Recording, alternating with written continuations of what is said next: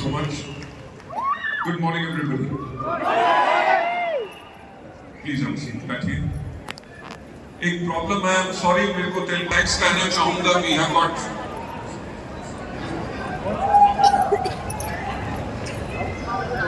Thank you. इतना warm welcome के लिए आप सबका थैंक्स एंड 14,000 प्लस जो लोग आए हैं और लोग नीचे बैठे हुए हैं, मेरे ख्याल से सब लोगों के लिए एक जोरदार ताली.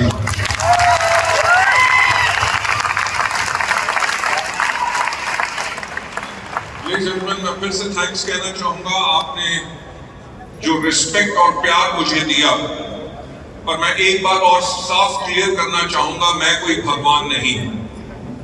राइट? और लोग मुझे इतनी रिस्पेक्ट दे, मुझे वो भी अच्छा नहीं लगता. क्यों? क्योंकि मैं एक ऑर्डिनरी इंसान इसलिए हूं क्योंकि ऑर्डिनरी लोगों के बारे में सोचता हूं. राइट? मैं आप लोगों को बताना चाहूंगा कि आज के दिन पे मेरा 28 इयर्स का एक्सपीरियंस हो चुका है डायरेक्ट सेलिंग में. राइट? जब 1996 में डायरेक्ट सेलिंग इंडिया में शुरू हुई, तब मैं इस इंडस्ट्री का हिस्सा बना. और वो टाइम था जब डायरेक्ट सेलिंग के बारे में कोई जानता नहीं था, किसी को डायरेक्ट सेलिंग के ऊपर विश्वास नहीं था कि ये इंडस्ट्री अच्छी बनेगी कि नहीं, लोग इसमें फुल टाइम लाखों रुपए की इनकम पा सकेंगे. बिकॉज वहां पे उस टाइम पे ना तो कोई एग्जाम्पल्स थे और ना ही किसी कंपनी ने इतना कुछ किया था. सो 1996 से लेके 2004 तक मैं कम से कम 3 डिफरेंट कंपनीज के अंदर एज अ मैनेजमेंट मैंने काम किया. और मैं आप लोगों को बताना चाहूंगा, जो मैंने काम किया, मैंने हमेशा काम किया ग्रास रूट लेवल पे. आप विश्वास नहीं करेंगे कि लाखों लोगों को मैंने खुद प्लान शो किया है. हजारों बारी प्रोडक्ट डेमोन्स्ट्रेशंस मैंने स्टेज पे की है. हजारों होम मीटिंग्स मैंने खुद की है. इतना क्लोज होने के साथ मुझे एक चीज की समझ थी कि इस इंडस्ट्री में लोगों को क्या चाहिए और किस तरह की कंपनी होनी चाहिए, ये मुझे ज्ञान हो गया था. पर मैं जब किसी कंपनी के अंदर नौकरी करता था, जॉब करता था, जब कंपनी की मैनेजमेंट को मैं समझाता था कि इस तरह की पॉलिसीज करो जिसके करके डिस्ट्रीब्यूटर ग्रो करे, क्योंकि डिस्ट्रीब्यूटर अगर ग्रो करेंगे, उनको लाखों रुपए की आमदनी आएगी, तभी कंपनी ग्रो करेगी. और हुआ क्या कि 3 कंपनीज में जिनमें मैं पहले काम कर रहा था, उनकी मैनेजमेंट के सोचने का तरीका मुझसे बिल्कुल अलग था. उनकी सोच क्या थी कि हमारी जेब में पैसा जाए, लोगों की जेब में पैसा ना जाए. तो इतनी 3 जॉब चेंज करने के बाद मैंने कहा, कब तक मैं लोगों के ऊपर उंगलियां उठाऊंगा, कहूंगा उसने नहीं करने दिया, उसने नहीं करने दिया. क्यों ना अपने ऊपर उंगली उठाऊं और जो सोचता हूं उस तरह की एक कंपनी बनाऊं. लेडीज एंड जेंटलमैन, वहां से शुरुआत हुई वेस्टीज की. एंड हम लोग बहुत लकी हैं कि आज के दिन पे हमारे देश में डायरेक्ट सेलिंग के रूल्स आ चुके हैं, कानून बन चुके हैं. अब ये इंडस्ट्री बिल्कुल प्रोटेक्टेड इंडस्ट्री है, क्योंकि पहले ब्यूरोक्रेसी को भी इसका समझ नहीं आता था. एंड आप मानेंगे नहीं कि 2004 में जब हमने वेस्टीज शुरू की, उस टाइम पे डायरेक्ट सेलिंग यानी कि नेटवर्क मार्केटिंग एक गाली बन चुका था. लोग सोचते थे कि ये वो बिजनेस है जिसके अंदर सब वही लोग काम करते हैं जो दूसरों को धोखा देते हैं. तो हमने कहा कि एक ऐसी हम कंपनी बनाए जिसकी सबसे पहला संस्कार हो ईमानदारी. हम लोगों को इतना सफल बनाए कि लोग इसमें फुल टाइम काम करें और अपने आने वाली नेक्स्ट जनरेशन को भी इसमें डालें. वहीं से शुरुआत हुई वेस्टीज की. वेस्टीज का marketing plan, product trainings, product की प्राइसिंग, सब कुछ हमने बहुत सोच के की. उसी का आज नतीजा है कि वेस्टीज ना ही सिर्फ इंडिया में number 1 Indian direct selling company है, बल्कि वर्ल्ड की टॉप 100 कंपनीज में हमारा 30 है.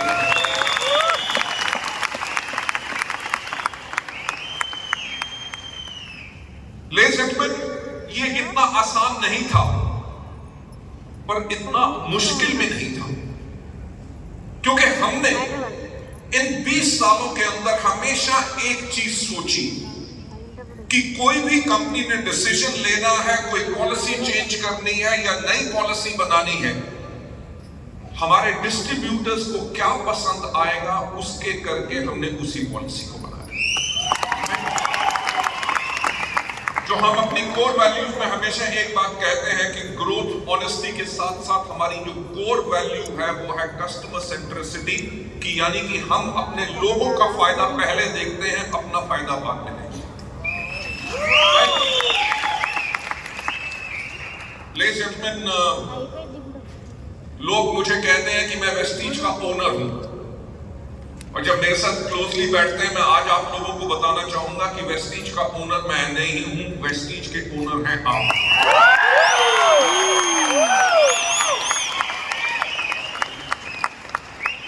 हम लोग तो सिर्फ मैनेजमेंट हैं जो आप लोगों के लिए काम कर रहे हैं ताकि आप लोगों का कैरियर को और ग्रो करें।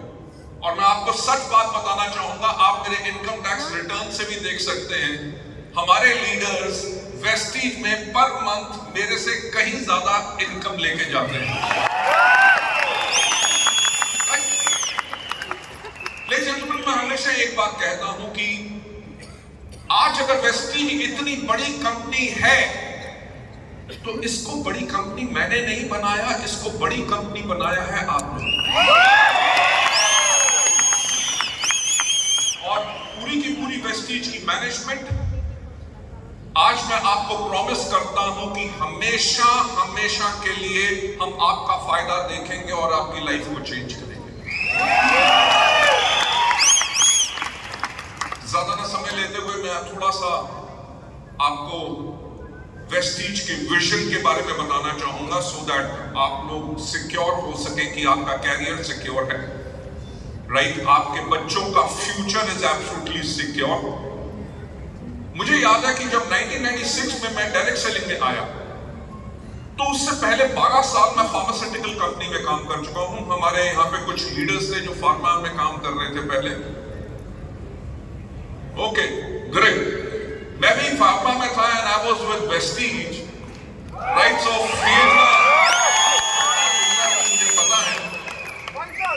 तो डायरेक्ट सेलिंग के बारे में मुझे कुछ नॉलेज नहीं थी, तो मैंने एक अमेरिका से बुक मंगवाई। उस बुक का नाम था the encyclopedia of network marketing, और उस किताब को लिखा था एक दुनिया में बहुत बड़े लीडर हैं नेटवर्क मार्केटिंग के, उनका नाम है रैंडी गेज।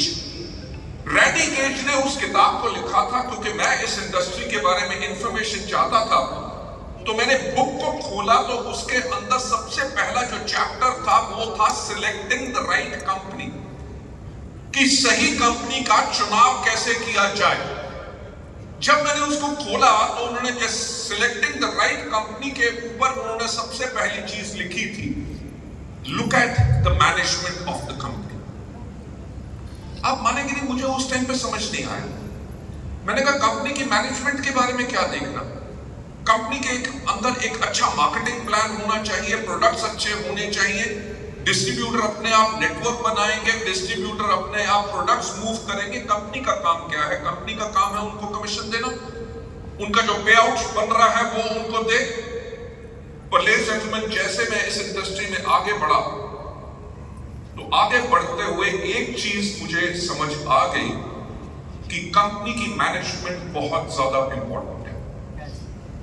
क्योंकि अगर कंपनी की मैनेजमेंट के पास विजन नहीं है, विजन का मतलब क्या, आगे आने वाले समय में क्या होगा, दुनिया कैसे चेंज हो रही है, दुनिया चेंज हो रही है, हाँ या ना?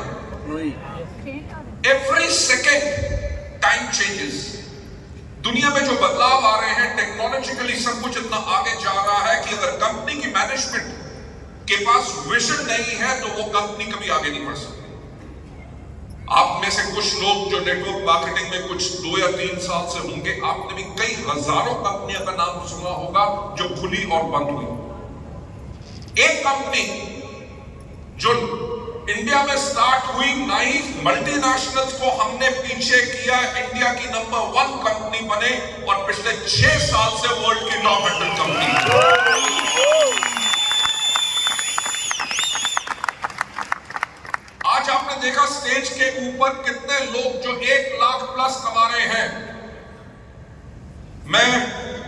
लंदन के एग्जाम्पल से बहुत ज्यादा इंप्रेस हुआ।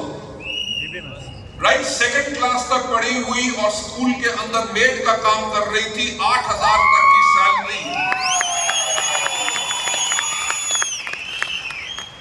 और आज के दिन में कितना, 4 लाख, 4.5 लाख रुपए। कभी आपने कहीं और ऐसा एग्जाम्पल सुना है? ये हो भी नहीं सकता।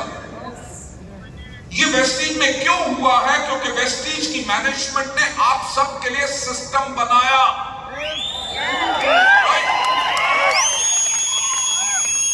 हमारा एजुकेशन सिस्टम सबसे बेस्ट है। हमने सब, प्लीज हमने सब कुछ क्रिएट किया, सिस्टम यूनिफॉर्म। राइट, हमारे किसी भी लीडर से क्या मैं अलग नजर आता हूं? यानी कि ये एक चीज शो करती है कि हम सब एक हैं।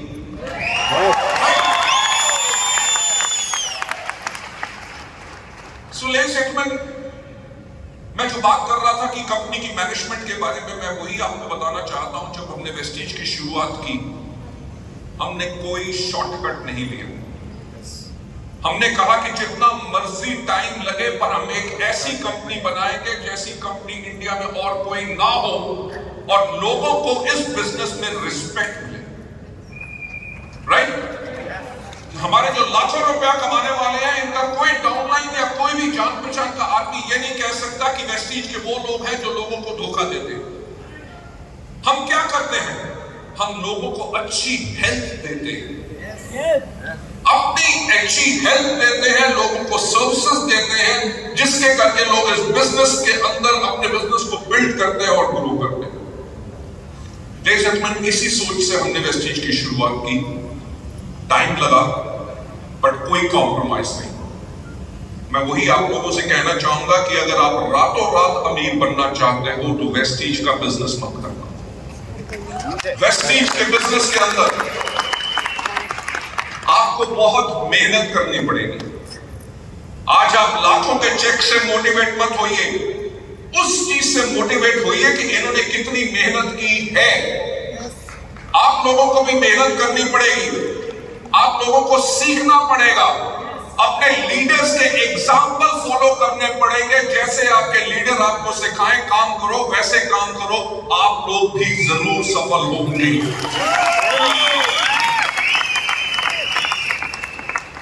लेडीज एंड जेंटलमैन, मैं जो आपको बताना चाहता हूं कि जब 2004 में हमने शुरुआत की, धीरे धीरे बहुत अच्छे लीडर्स हमारे पास आने लगे, क्योंकि उस टाइम पे कोई ऐसी कंपनी नहीं थी जो वेस्टीज की तरह सर्विसेज दे रही थी, बेहतरीन प्रोडक्ट के टेस्टिमोनीज आए, लोग ग्रो करना शुरू किए, तो हमारे पास और लोग आते रहे और हम कंटिन्यूस ग्रो करते रहे। मैं कंपनी की जो विजन की बात कर रहा हूं, मुझे याद है 2011 में जब हमें 7 साल कंप्लीट हुए थे, तब कंपनी का क्यूमुलेटिव एवरेज ग्रोथ रेट 135% था। यानी कि कंपनी हर साल 135% की ग्रोथ कर रही थी।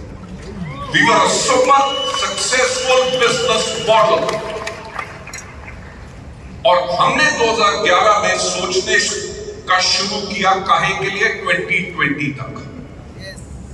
जब हमने 2020 के बारे में सोचा, मैं 2011 की बात कर रहा हूं कि वेस्टीज हमेशा 10 साल आगे का प्लान करके चलती है, क्योंकि सोचने की हिम्मत तो करो के साथ साथ मैं एक और बात बोलता हूं, और वो बात होती है कि सफलता उन्हीं को मिलती है जिनकी तैयारी अच्छी होती है। तो वेस्टीज हमेशा 10 साल आगे का काम करती है। जब हमने 2011 में देखा कि 2020 कैसा होगा, तो हमने देखा क्या कि 2020 के अंदर इंडिया की जो 70% पॉपुलेशन होगी, उसकी एज 35 से कम होगी। हमने कहा अगर इंडिया की 70% पॉपुलेशन 35 से कम होगी, तो 35 की एज तक लोगों को क्या चाहिए होगा। आप मानोगे नहीं, हमारे प्रोडक्ट्स की उस टाइम पे पैकेजिंग बहुत सीरियस होती थी। स्पिरुलिना का अगर लेबल है तो उसके ऊपर स्पिरुलिना की फोटो होती थी, नोनी के ऊपर नोनी की फोटो होती थी, फ्लैक्सीड ऑयल के ऊपर फ्लैक्सीड के ऑयल्स बने होते थे। और हमारा बिजनेस उस टाइम पे टोटली पेशेंट और डॉक्टर का बिजनेस बन चुका था, क्योंकि लोगों को इतने अच्छे रिजल्ट मिलते थे तो हर कोई किसी से जाके पूछता था आपको कोई बीमारी है, वो कहता था नहीं, किसी काम का नहीं। राइट? लोग ढूंढते थे उन लोगों को बीमारी है, क्यों? क्योंकि लोगों का कॉन्फिडेंस इतना हाई था कि लोगों को फायदा जरूर मिलेगा क्योंकि वेस्टीज की क्वालिटी बेस्ट है। तो हमने सोचा जब 2020 के बारे में, हमने कहा अगर 35 से कम एज के लोगों को अगर बीमारियां कम होती हैं तो वो तो हमारे प्रोडक्ट पसंद नहीं करेंगे, वो तो यही करेंगे, हमारे बिजनेस को भी पसंद नहीं करेंगे। वो कहेंगे ये तो प्रोडक्ट्स उनके लिए है जिनकी एज 50+ है। सुपर सक्सेसफुल बिजनेस मॉडल जिसमें 135% ग्रोथ हो रही थी हर साल, हमने सब कुछ चेंज करना शुरू। काहे के लिए? 2020 के लिए, जब इंडिया यंग होगा। हमने अपने प्रोडक्ट की पैकेजिंग चेंज की, अपने कैटलॉग्स चेंज किए, अपनी वेबसाइट चेंज की। हमने सबसे पहली कंपनी थे इंडिया में जिसने अपनी मोबाइल एप्लीकेशन लॉन्च की। इतना ही नहीं, हमने प्रोडक्ट की पैकेजिंग के साथ नई कैटेगरीज लेके आए। नई कैटेगरीज कौन सी? ट्रूमैन हो गया, स्किन फॉर्मूला 9 हो गया, एश्योर नेचुरल हो गया, ब्रिस्टल ऑफ मिलान हो गया, वेलिनो हो गया। एग्रीकल्चर के प्रोडक्ट्स हमने इसमें लॉन्च किए। आप मानोगे नहीं कि 2011 में जब हमने अपना टर्नओवर क्लोज किया था तब हमारा टर्नओवर था सिर्फ 50 करोड़ एनुअल, और 2020 में हमने क्लोज किया वो 50 करोड़ से 2200 करोड़ पे चला।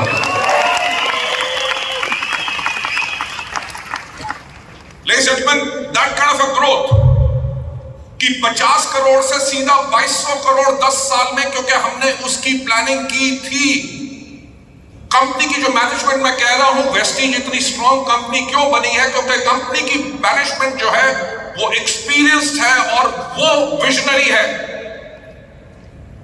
किसी भी कंपनी के लिए इतना फास्ट ग्रोथ करना और मेंटेन करना आसान नहीं होता। मैं आपको बताना चाहूंगा इन 10 सालों में क्या हुआ। 2011 में हमने सब कुछ चेंज किया, वी स्टार्टेड ग्रोइंग। 2014 के अंदर आए हमारे माननीय प्रधानमंत्री श्री नरेंद्र मोदी जी और उन्होंने कहा मेक इन इंडिया। कहा था कि नहीं? मेक इन इंडिया से क्या हुआ कि हमारे सारे के सारे एश्योर के प्रोडक्ट्स थाईलैंड से बन के आते थे। मिलेट ग्रुप ऑफ जापान की कंपनी उन प्रोडक्ट्स को थाईलैंड में बनाती थी, वहां से हम इंपोर्ट करते थे। हमारा एल-आर्जिनाइन अमेरिका से आता था, हमारा गैनोडर्मा आता था चाइना से, और कितने और रॉ मटेरियल्स आने बंद हो गए।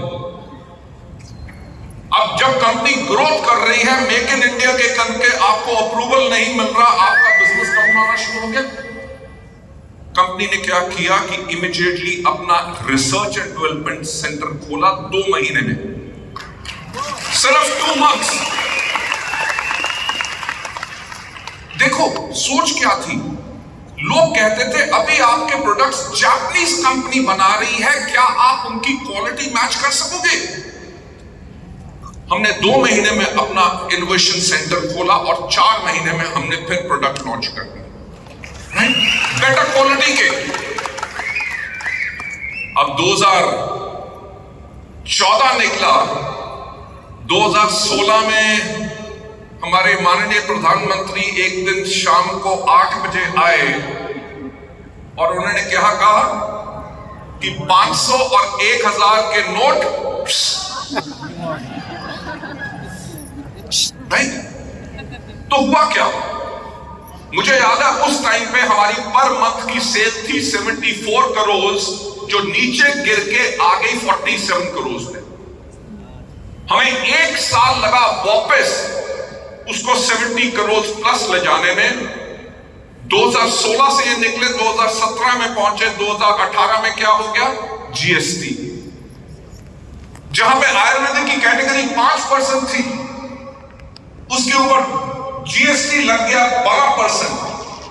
जहां पे 9 या 12% की कैटेगरी थी, उनके ऊपर रेट हो गया 18%। सबने कहा कि वेस्टीज ने रेट बढ़ा दिए, बिजनेस फिर नीचे आया। हमने फिर बिजनेस को उठाया और 2020 में कौन आया? कोरोना। राइट? कोरोना। आप देख सकते हो कि कंपनी की मैनेजमेंट क्यों इंपॉर्टेंट है कि हर साल 2 साल में मेजर चैलेंजेस आए और कंपनी तब भी खड़ी रही, स्ट्रॉन्ग और ज्यादा बड़ी।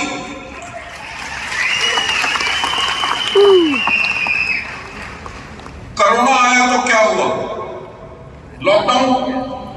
23 मार्च को लॉकडाउन हो गया। सबने कहा 3 दिन के लिए लॉकडाउन है, फिर खुल जाएगा। उन्होंने कहा कोरोना क्या है? कोरोना चाइनीज चीज है, चाइनीज चीजें तो चलती नहीं है, ये भी मर जाएगा। पर नहीं मरा। फिर एक बार आइडिया आया कि रोज आज रात को हम टन टन टन टन टन थाली बजाएंगे,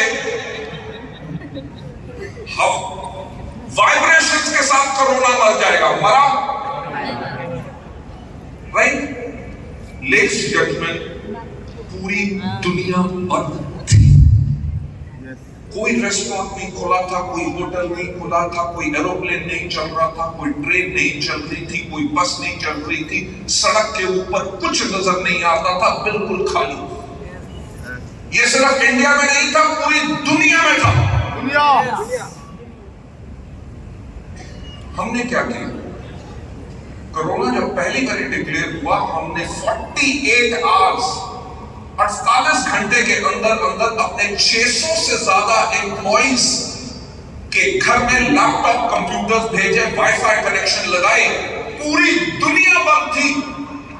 48 आवर्स के बाद, 48 घंटों के बाद वेस्टीज का बिजनेस ऑन था।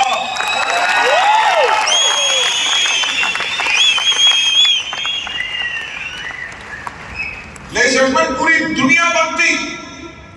बस 48 आवर्स के अंदर वेस्टीज का बिजनेस अप था। जहां पे हमारे महीने में 2000 मीटिंग्स होती थी, CNTs, हमने इमीडिएटली 48 आवर्स के बाद जूम मीटिंग करनी शुरू कर दी, ट्रेनिंग्स करनी शुरू कर दी। लोगों की इनकम ग्रो हो। मुझे याद है पूरी दुनिया बंद थी। हमारा पे आउट होता है 10 तारीख को, 10 अप्रैल को पूरी दुनिया बंद थी और वेस्टीज ने तब भी अपना पे आउट ऑन टाइम किया।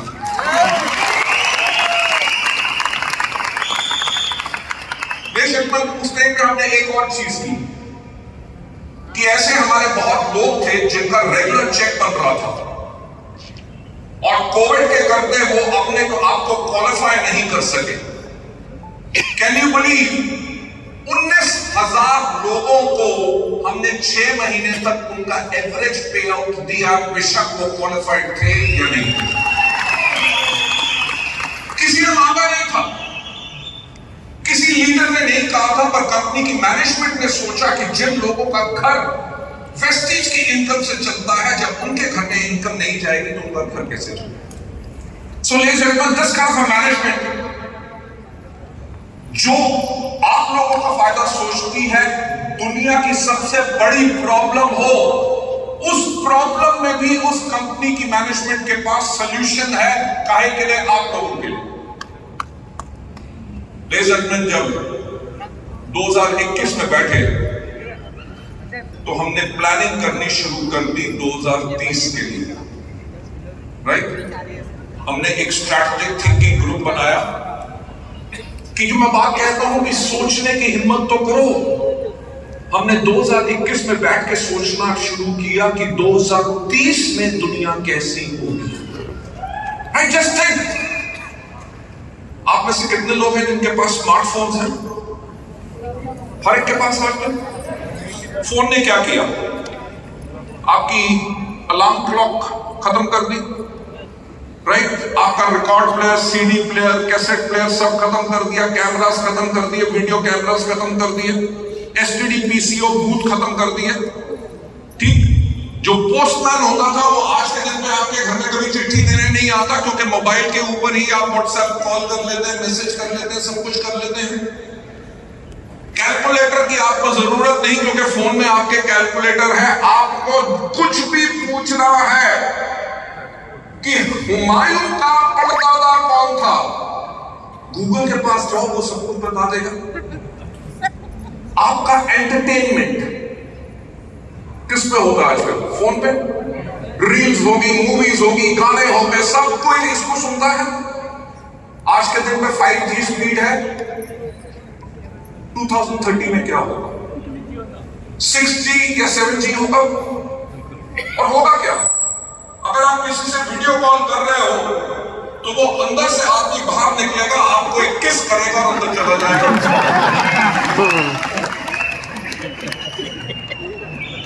मुझे पता था कि किस की बात के ऊपर आप खुश हो गए। अरे ऐसा भी हो सकता है कि वो फोन से बाहर निकले, आपको एक थप्पड़ मारे और अंदर चला जाए। तो ये मजाक की बात है। बाकी मैं कह रहा हूं कि जैसे टेक्नोलॉजी बदल रही है, आगे आने वाले टाइम में दुनिया और ज्यादा डिजिटल होगी। आप लोग फेसबुक पे हैं, आप लिंक्डइन पे हैं, आप इंस्टाग्राम पे हैं, ट्विटर पे हैं, सोशल मीडिया को इतना आप यूज करते हैं। तो हमने पूरी स्ट्रैटेजी बनाई 2030 तक हम अपने लोगों को ट्रेन करें कि वो कैसे अपने सोशल मीडिया के ऊपर अपने प्रोडक्ट्स के बारे में, अपने बिजनेस के बारे में किस तरह से रील्स डालें, अपने बिजनेस को कैसे प्रमोट करें। उनके कौन से लोग हैं जिन्होंने उसके बिजनेस को देखा, उनकी रील को देखा, उसके ऊपर लाइक मारा, वो कौन से प्रोडक्ट में इंटरेस्टेड है, whether it is health care, whether it is beauty, whether it is agriculture, उन कैटेगरी में कौन से हैं, कौन से आपके कस्टमर हैं, कौन से आपके डिस्ट्रीब्यूटर हैं, कौन से आपके प्रोस्पेक्टिव कस्टमर हो सकते हैं, ताकि एक बटन दबा के आप 200 लोगों के पास अपना मैसेज भेज दो, उसके ऊपर वो क्लिक करे, ऑर्डर सीधा कंपनी के पास आए और कंपनी उनको डिलीवर करे और पीवी जाए आपके अकाउंट में।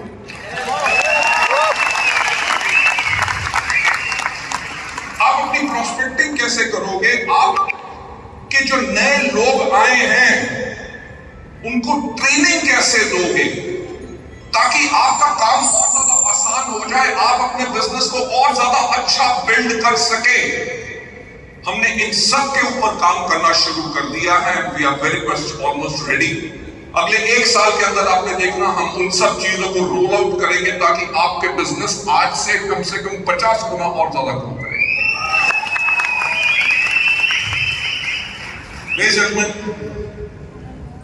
हमने जब 2021 में 2030 की स्ट्रैटेजी बनानी शुरू की तो हमने ये देखना शुरू किया कि 2030 में किस तरह के प्रोडक्ट्स पे लोग काम करेंगे।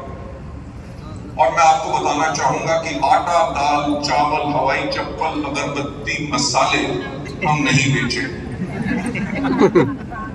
राइट?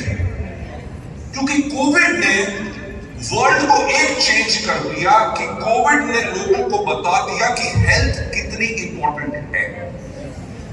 राइट? पहले किसी को कह दो ना हेल्थ सप्लीमेंट्स, तो लोग एक चीज से डरते थे कि ऐसा तो नहीं होगा कि कैप्सूल अंदर जाएगा और प्राण बाहर आएगा, डरते थे। आज के दिन पे people are conscious about their immunity. Health products उनको आज के दिन पे चाहिए। लोग नेचुरल प्रोडक्ट्स के ऊपर काम कर रहे हैं। तो हमारा आने वाले टाइम में जो फोकस रहेगा अपने हेल्थ केयर के प्रोडक्ट्स के ऊपर, नंबर 1। पर हेल्थ केयर में किस तरह के प्रोडक्ट्स? हेल्थ केयर में वो प्रोडक्ट्स जो यूनिक हो, जो पूरी नेटवर्क मार्केटिंग इंडस्ट्री में किसी और के पास ना हो, पूरी दुनिया में सिर्फ एक ही कंपनी के पास और वो कंपनी हो वैसे। हम products with clinical trials, products जिनके ऊपर पेटेंट है और एक्सक्लूसिविटी है, उस तरह के प्रोडक्ट्स हम लॉन्च करेंगे। सेकेंड मेजर कैटेगरी, गर्ल्स बहुत ज्यादा खुश होंगी क्योंकि सेकेंड मेजर कैटेगरी जिसमें हम काम करेंगे दैट इज ब्यूटी। गुड। हर कोई सुंदर बनना चाहता है? यस। राइट? तभी लेडीज इतना ब्यूटी पार्लर जाती हैं, काहे के लिए? पैसे खर्चने के लिए नहीं, वो अपने कॉन्फिडेंस को बढ़ाना चाहती हैं।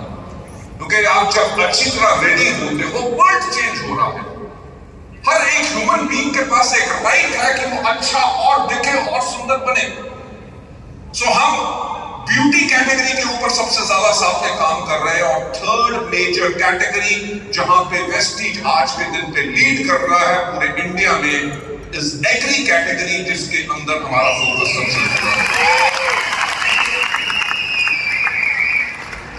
मैं आपको बताना चाहूंगा कि डायरेक्ट सेलिंग के अंदर इंडिया में एक साल में 400 करोड़ के एग्री के प्रोडक्ट्स बिकते हैं और वेस्टीज के पास 50% मार्केट शेयर है, यानी कि 200 करोड़ का सिर्फ वेस्टीज बेचती है।